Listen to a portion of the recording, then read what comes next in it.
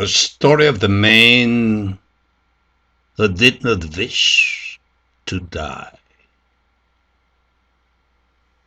Long, long ago, there lived a man called Sentaro. He had inherited a small fortune from his father and lived on this, spending his time carelessly, without any serious thoughts of work, till he was about 32 years old of age. One day, without any reason whatsoever, the thought of death and sickness entered his mind. The idea of falling ill and dying made him very sad. He said to himself, I want to live till I'm 500 years old at least, free from all sickness. The ordinary span of man's life is too short. But how can I prolong my life? I have read many stories of emperors who had lived 1,000 years. Why should I not be able to live 500 years? He was miserable because he knew that one day he must die and leave everything behind. When Sentaro went to bed at night, when he rose in the morning, as he went through the day, the thought of death was always with him. He could not get away from it. Oh, if I only could find the elixir of life, of which I had so often read and heard, I would be happy. An old man told him, far away across the sea there is an island where certain hermits live. They possess the secret of the elixir of life. Whoever drinks of this wonderful elixir lives forever. Sentaro asked, do you know where this island is? The old man said, no, but one emperor ordered one of his generals to set out for that island to find the hermits and to bring him back the magic elixir. He gave him one of his best ships and loaded it with gifts for the hermits. The general sailed for the island, but he never returned to the waiting emperor. Now Sentaro was determined to set out to find the hermits, so that he might obtain the water of long life. He remembered that as a child he had been told that not only did the hermits live on the island, but that they also live on the very high mountain peaks. So he left his old home to the care of his relatives and started out on his quest. He traveled through all the mountainous regions and climbed to the tops of the highest peaks, but he never found any hermit. Sentaro thought, it is foolish to waste more time in looking for the hermits in this way. I better go to the shrine of the god of the hermits. Sentaro reached the shrine and prayed for 7 days. Oh God, please show me the way to the hermit who could give me the elixir of eternal life. At midnight of the 7th day, as Sentaro knelt in the temple, the door of the innermost shrine flew open, and the god appeared in a luminous cloud and spoke thus. Your desire is very selfish. You want to become a hermit to get the elixir of life? Do you know how hard a hermit's life is? The hermit eats only fruits and nuts and berries. The hermit must cut himself off from the world so that his heart becomes free from every earthly desire. After following these strict rules, the hermit ceases to feel hunger, cold, or heat, and his body becomes so light that he can walk on water. But you, Centauro, you are fond of good living and every comfort. You are idle and sensitive to heat and cold. You would never be able to go barefoot or to wear only a thin dress in the winter time. Do you think that you could ever live a hermit's life? But in answer to your prayer, however, I will help you in another way. I will send you to the island of everlasting life, where death never comes, where the people live forever. Saying this, the guard put into Cenaro's hand a little crane made of paper and said, "Sit on its back, and it shall carry you to the island." Centauro looked at the little crane. The crane grew large enough for him to ride on it. It spread its wings, rose high into the air, and flew away over the mountains, right out to the sea. Centauro was at first quite frightened, but then he grew accustomed to the swift flights through the air, and on they winged for many miles. The bird never stopped for rest or food, but as it was a paper bird, it did not need any food. After several days, they reached the island, and the crane landed. As soon as Centauro got down from the bird's back, the crane folded up and flew into his pocket. Now Centauro began to look around, curious to see what the island of everlasting life was like. Everything was different from his own land, but the people seemed prosperous. Centauro decided to find lodgings at one of the hotels. The owner was a kind man. Centauro told him, "I'm a stranger and have come to live here." The owner said, "I will help you and arrange everything necessary with the governor." He even found a house for his guest. So Centauro became the resident on the island of everlasting life. Within the memory of all the islanders, no man had ever died there, and sickness was a thing unknown. Priests had come over from India and China and told them of a beautiful country called paradise, where happiness and bliss and contentment fill all men's hearts, but it could only be reached by dying.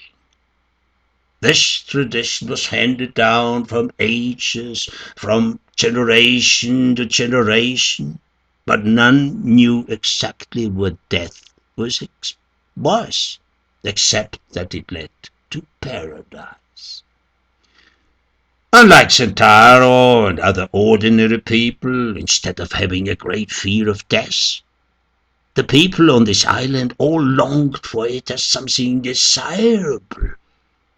They were all tired of their long, long lives and longed to go to the happy land of contentment called paradise, of which the priests had told them centuries ago.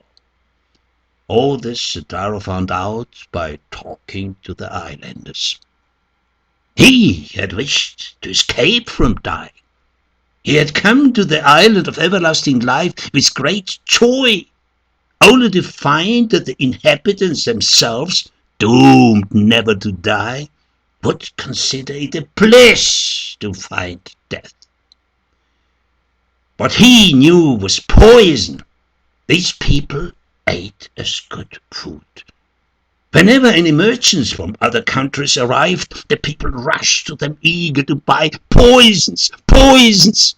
These they swallowed eagerly, hoping for death to come, so that they might go to paradise. But what were deadly poisons in other lands were without effect in this strange place, and the people who swallowed the poisons with the hope of dying only felt better in health instead of worse. Vainly they tried to imagine what death could be like. The wealthy would give all the money if they could but shorten their life to 200 or 300 years even. To live on forever seemed to these people wearisome and sad. In the drugstores, there was a drug which was in constant demand, because after use it was supposed to turn the hair slightly gray and to bring about some disorders of the stomach. But Sentaro was delighted. He said to himself, I will never grow tired of living. It is stupid to wish for death.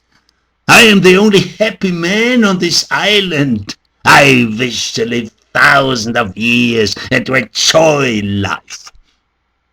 He opened a business and never even dreamed of going back to his native land.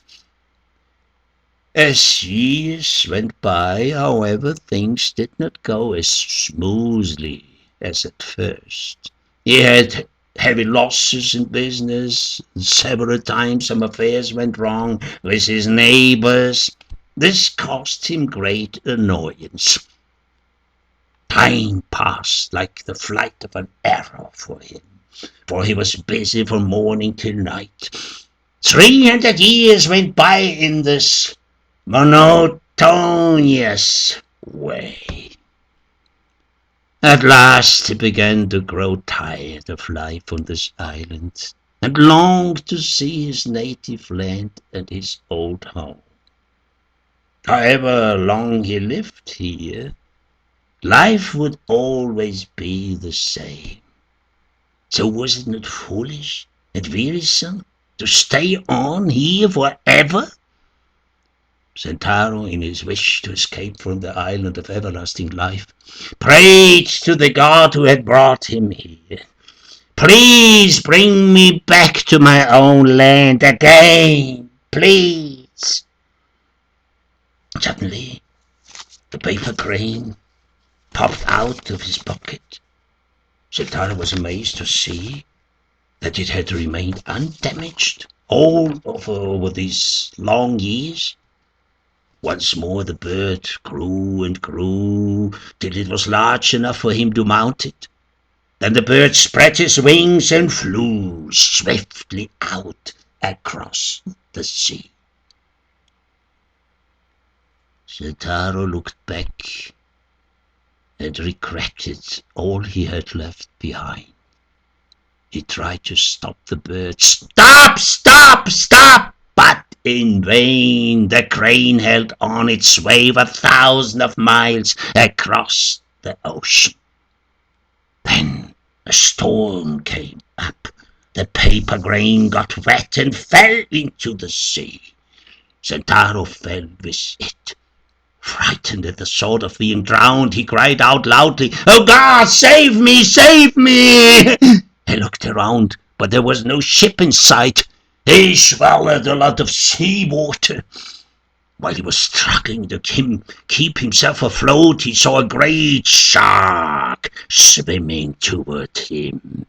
It opened its huge mouth ready to devour him. Sentaro felt his hand near and screamed, "Oh God, save me, save me!" Suddenly, Sentaro, awakened by his own screams, he realized that during his long prayer, he had fallen asleep before the shrine, and all his extraordinary inventions had been only a wild dream. He was utterly bewildered. Suddenly a bright light came towards him, and in the light stood a messenger. He held a book in his hand and spoke to Sentaro. The gods sent me to you, who in answer to your prayer has permitted you in a dream to see the island of everlasting life. But you grow weary of living there, and beg to be allowed to return to your native land, though that you might die. The gods, to try you, dropped you into the sea, then sent a shark to swallow you up. Your desire for death was not real, for even at that moment you cried out for help. It is also vain for you to wish to become a hermit, to find the elixir of life. These things are not for such as you. Your life is not austere enough. It is best for you to go back to your home and to live a good and active life. Thus will you live to a good old age and be happy. Give up the vain desire to escape death, for no man can do that. By this time you have surely found out that even when selfish desires are granted, they do not bring happiness. Here, I give you this book. In it there are many good precepts. If you study them, you will be guided in the way I have pointed out to you. The messenger disappeared. Sentaro took the lesson to heart.